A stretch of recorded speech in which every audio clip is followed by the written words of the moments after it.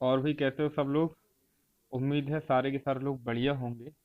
तो मैं ये वीडियो इसलिए बना रहा हूँ क्योंकि जो आप लोग देख रहे होंगे, मैं जो हिस्ट्री की वीडियो बना रहा हूँ तो उस पे ऐसे ही जो है ये आपके सामने जो पेज खुला हुआ है ऐसे ही पेज पे वो सारी की सारी वीडियो बन रही हैं आजकल। तो अभी दो तीन मैसेज आए मेरे पास, तो वो लोग पूछ रहे थे, कह रहे थे सर आप पढ़ा रहे हो तो टॉपिक तो सब क्लियर हो रहे हैं लेकिन मज़ा नहीं आ रहा है। तो मैं आपको यही कह रहा था, अभी ज़्यादा आप लोग मज़े के चक्कर में ना पड़ें, और जैसे भी अपना काम चल रहा है वैसे आप लोग अभी काम चलाओ। और आपको पता है पैट की भी डेट आ चुकी है और पैट जल्दी हो जाएगा अगले मंथ। और एक बार ये पैट क्लियर कर लो ना, फिर जो है बहुत अच्छी वैकेंसी आने वाली हैं। तो हिस्ट्री के जितने भी क्वेश्चन आएंगे, तो जिन जिन टॉपिक को हम तब तक क्लियर कर लेंगे, तो आप यकीन मानिएगा तब तक हिस्ट्री का कोई भी क्वेश्चन अगर इन टॉपिक से आएगा तो वो आपका नहीं बचेगा। पैट बहुत हाई लेवल का एग्जाम नहीं होने वाला है, बहुत इजी एग्जाम होगा। तो उस हिसाब से अपना ये मैटर है बहुत ज़्यादा एक्स्ट्रा है। पैट के लिए तो बहुत नॉर्मली क्वेश्चन आएंगे, लेकिन ये मैटर अपना बहुत ज़्यादा हाई लेवल तक का हो जाएगा। आप मान के चलिएगा जैसे आपका अपकमिंग एग्जाम है, एसएससी जीडी हो गया, यूपीएसआई हो गया, और कांस्टेबल की भी सुनने में आ रहा है वैकेंसी आएगी। एक दिन विवेक सर ने नोटिस डाला था एग्जाम्पल वालों ने। तो वो जो भी होता है, लेकिन ढेर सारी वैकेंसी, सबसे ज़्यादा वैकेंसी हैं वो इस समय यूपी में पैट के थ्रू आने वाली हैं। तो आप लोग जो है वो बहुत ज़्यादा मजे के चक्कर में ना पड़ के जो है बहुत अच्छे से वीडियो को देखें। मैं बस यही कहने वाला था। तो आइए हम लोग शुरू करते हैं आज का अपना टॉपिक। और आज का जो हमारा टॉपिक होगा वो होगा बौद्ध धर्म, महात्मा बुद्ध के बारे में। सबसे पहले अपनों को याद रखना है, महात्मा बुद्ध का जन्म है वो 563 ईसा पूर्व में हुआ था। लेकिन एनसीईआरटी में जो उनके जन्म की डेट दी है वो 566 ईसा पूर्व दी है। तो आप दोनों को ही टैकल करेंगे। अगर ऑप्शन में 566 है तो आपको 566 ही लगानी है, क्योंकि ये एनसीईआरटी में दिया है। तो एनसीईआरटी में जो इनकी जन्म तिथि दी है वो 566 ईसा पूर्व दी है। अब हमसे पूछा जाता है महात्मा बुद्ध का गोत्र क्या था। तो याद रखेंगे, महात्मा बुद्ध का जो गोत्र था वो शाक्य गोत्र के ये थे।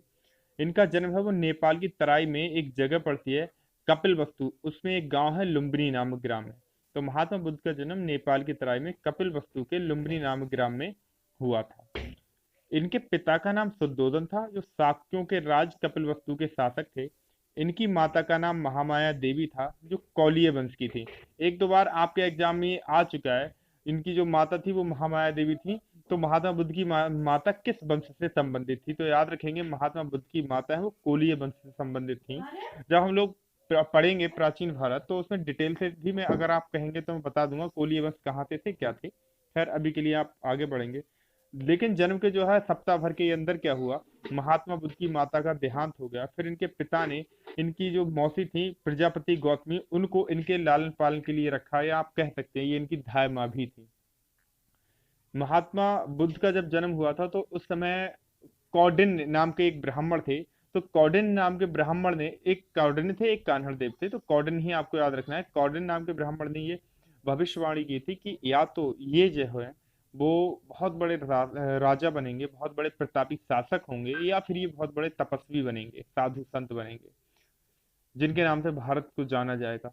तो अब हुआ क्या, अगर इनके पिता ने सोचा अगर ये साधु बन गया तब तो बहुत बेकार होगा, तो मैं क्यों ना कुछ ऐसा करूं ताकि जो है ये राजा ही बने। तो इस वजह से क्या हुआ, इनका विवाह है वो बहुत कम उम्र में, 16 वर्ष की उम्र में ही यशोधरा के साथ हो गया। इनकी पत्नी का भी कई बार नाम पूछा गया है। महात्मा बुद्ध की पत्नी का नाम था यशोधरा, जो कोलीय गणराज की थी। ये भी किस गणराज की थी? कोलीय। तो इनकी माता महामाया देवी और इनकी पत्नी एक ही गणराज, एक ही वंश की थी, कोलीय वंश की है। इनके पुत्र का नाम राहुल था।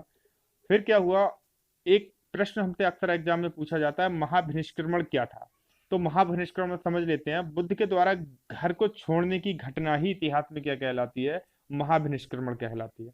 बुद्ध के द्वारा घर को छोड़ने की घटना इतिहास में कहलाती है महाभिनिष्क्रमण। और जब 29 वर्ष की आयु में इन्होंने अपना घर छोड़ दिया था, तो इतिहास में इसी घटना को हम महाभिनिष्क्रमण की रात के नाम से जानते हैं। इनको जो छोड़ने के लिए गए थे वो इनके सारथी थे, जिनका नाम था चन्ना, थे जो चन्ना थे, और जबकि बुद्ध के घोड़े का नाम कंथक था।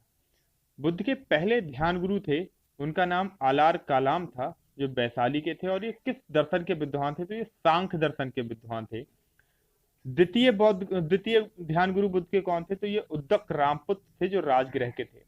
ज्ञान प्राप्ति बुद्ध को कब हुई? तो 35 वर्ष की आयु में, बैसाख पूर्णिमा के दिन जो इनको ज्ञान प्राप्ति हुई उसी दिन ये बुद्ध कहलाए।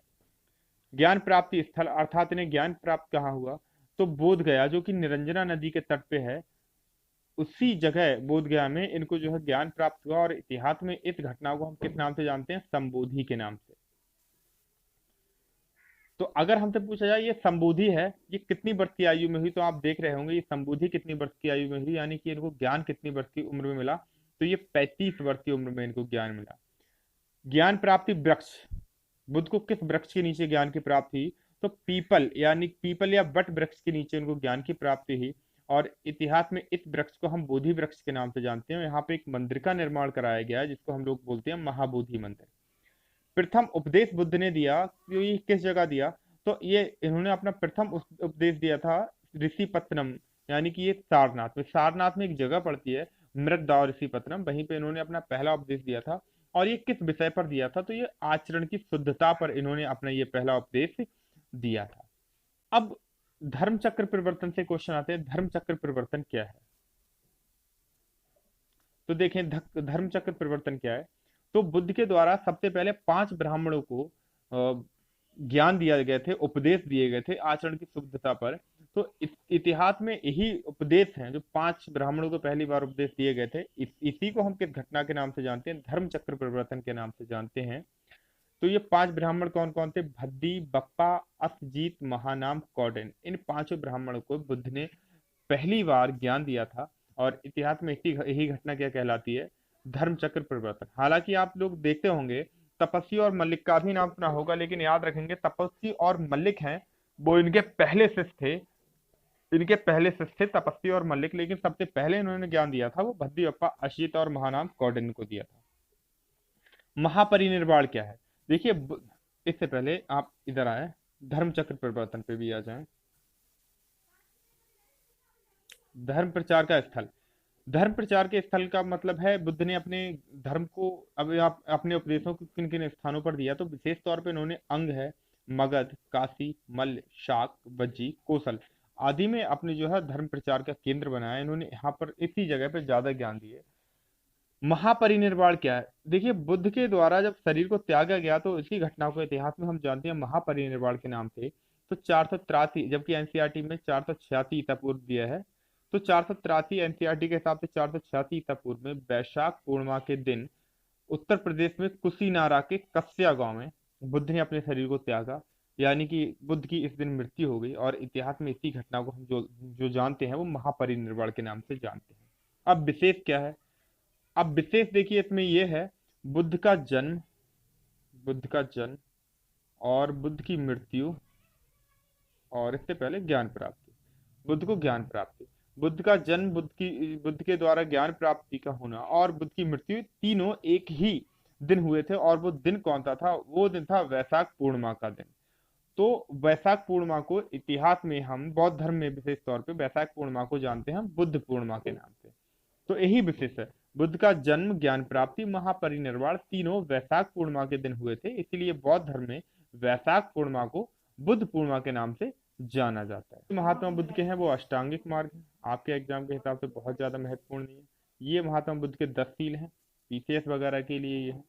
महात्मा बुद्ध ने अपना अंतिम उपदेश है वो कुशीनारा के निवासी सुबच के यहाँ पे दिया था, इसलिए सुबच को महात्मा बुद्ध का अंतिम शिष्य भी माना जाता है।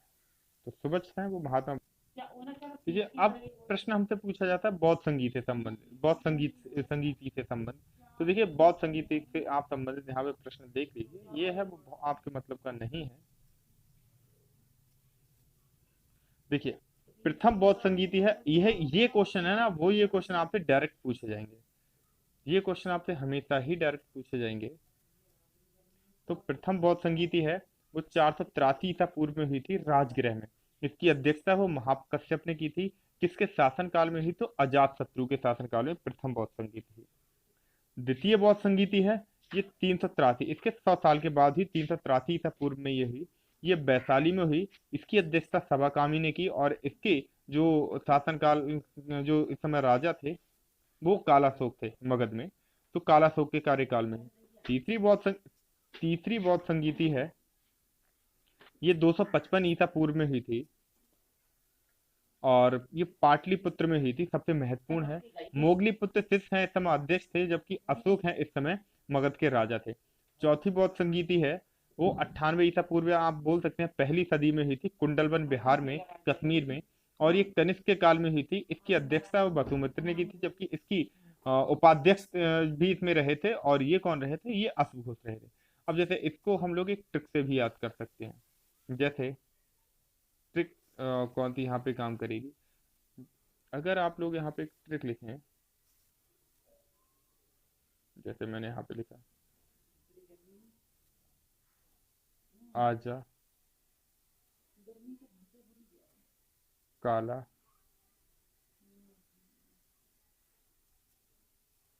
आस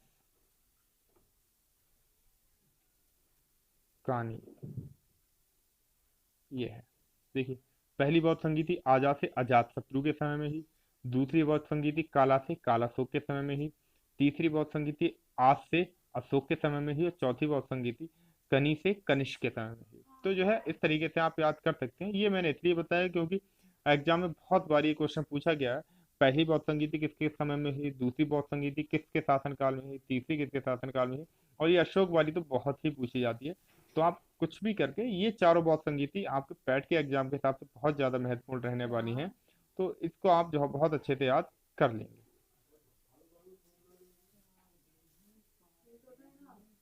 चलो ठीक है भाई, तो आप लोग जो है बहुत अच्छे से पढ़ें, और ये ना सोचें कि जो है मैटर किस पे लिखा हुआ है। आपको बेहतर से पढ़ना है, अच्छे से इसको तैयार करना है, और क्वेश्चन भी लगा के इसके देखने हैं। ठीक है।